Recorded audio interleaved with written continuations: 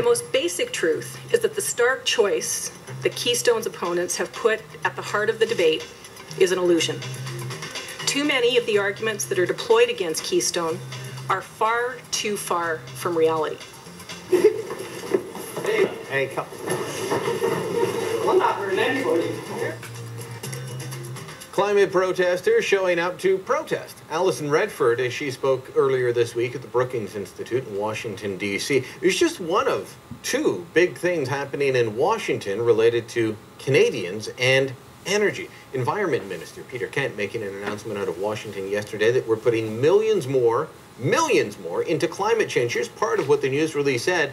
We have delivered $33 billion between 2010 and 2012 for mitigation and adaptation in developing countries. Our $1.2 billion in new and additional financing is our most significant ever.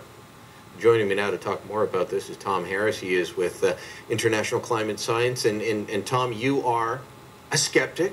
You are a climate denier. Well, we don't deny climate, but of course climate always changes. It always has. It always will. What we question is what's causing climate change. The science is very immature. We really don't know. And you work with a group of scientists, including Dr. Tim Pohl, who's been on this show several times, to say, look, there's problems with this. But specifically, you had an op-ed out today talking about this trip to Washington by Minister Kent and Premier Redford saying they are at they're working against themselves. Right. How and why? How are they working against themselves, promoting Keystone and also pushing the climate change agenda? Well, you know, if you're trying to promote any argument, you don't support the strongest argument of your opponents. In this case, the strongest argument about Keystone XL is to try to stop expansion of the oil sands, which climate campaigners say is a tipping point. It's going to cause climate catastrophe. So the last thing you should do if you're pushing something that's going to help the oil sands expand is to actually encourage the idea that we're causing climate catastrophe.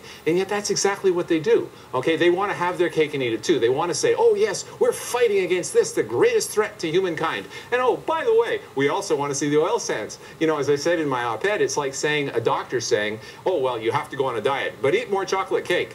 You know, it's illogical. It doesn't make any sense, and most Americans can see through it. And so was Premier Redford trying to say, look, we're with you on the climate change issue. Don't worry, we're on your side, and we want to stop this. By the way, take our oil? That's right. She says, oh, well, you know, it's not very much of the world consumption.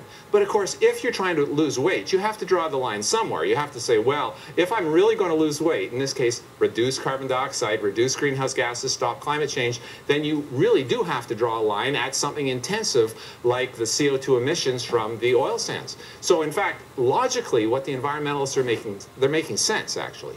What Redford's saying doesn't make any sense. But at the same time, the environmentalists are wrong because we're not causing dangerous climate change. Well, we've shown this before several times in the fact that the world has not gotten warmer. Yeah. Warming stopped in the 1990s, and this is still put forward as it's getting hotter, it's getting hotter. Okay, what does the official data say? It's not getting hotter. That's right. In fact, in the southern hemisphere, it's getting cooler. And depending on which temperature records you take, the global temperature is actually slightly dropping in the last 17 years. Even the head of the UN's IPCC has said, well, yes, global warming actually has stopped for 17 years. And the Climate Research Unit, who support the IPCC, say it's not due to start for another 5 years. So you have to say, okay, we'll have had 22 years of no warming. Okay, how much do you need before eventually you say, well, maybe global warming is not happening because of our CO2 emissions, which do continue to rise, mainly because of the industrialization of China and India.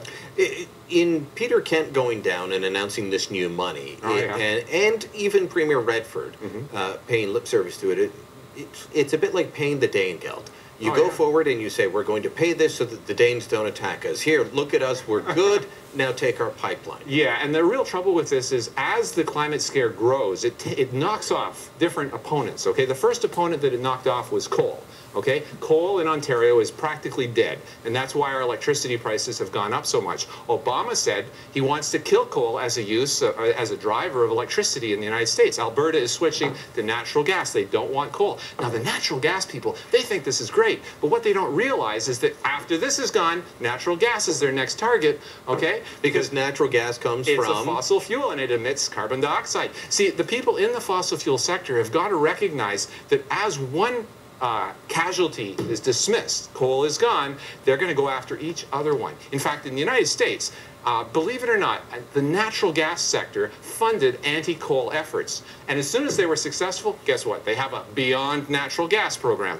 They're going after all fossil fuels, okay? So the bottom line is we have to draw a line in the sand. The environmentalists say Keystone is the line in the sand. Well, we have to draw a line in the sand too and say, no, you're not going to dismantle our entire energy supply for a fictitious cause. Well, we're already seeing that this is going up in terms of electricity bills in Ontario. And we were talking about that new report coming out from the Fraser Institute. I just want to point out, though, you've got that coal with you. Yeah. Margaret Thatcher died this week. Everybody on the left who normally supports climate change denouncing her for killing the coal industry. They want coal. Well, I think they were just using the coal industry to attack her. But they still want the climate change to go through. And the British countryside, if you haven't seen it lately, is littered with those big, ugly wind turbines. Tom, thanks so much for talking to us, dropping by. Email me your thoughts on all of this, byline@sunmedia.ca. Are they on the right track with this? Are they trying to, as Rabbi friend of mine said recently, it's not have your cake and eat it too, it's eat your cake and have it too. They want to have it all. Are they on the right track? Byline@sunmedia.ca.